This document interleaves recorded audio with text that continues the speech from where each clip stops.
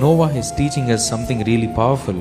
What is teaching is, తన ఓడలోంచి బయటకు వచ్చినప్పుడు it is again a new beginning కదా. తన జీవితానికి, ఈ లోక సృష్టికి అంతటికి కూడా అది ఒక కొత్త ప్రారంభము. నోవాహు మనకి ఏం టీచ్ చేస్తున్నాడంటే, ప్రతి కొత్త ప్రారంభము ఆరాధనతోనే ప్రారంభం అవ్వాలి. హల్లెలూయా. నమ్మిన వారు హల్లెలూయా చెప్పండి. ప్రతి కొత్త ప్రారంభము ఆరాధనతోనే ప్రారంభం అవ్వాలి.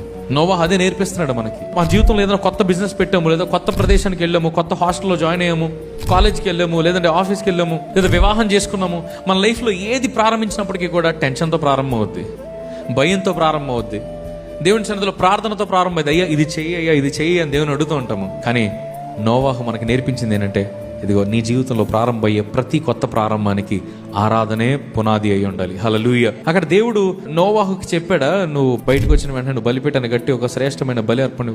నో, దేవుడు అడగలా. నోవాహే కృతజ్ఞతతో ఆ బలిపీఠాన్ని కట్టి బలి నర్పించాడు. The worship should never be forced. ఆరాధన అనేది ఎప్పుడు బలవంతంగా జయించేది కాదు, అది హృదయపూర్వకంగా, న్యాచురల్ గా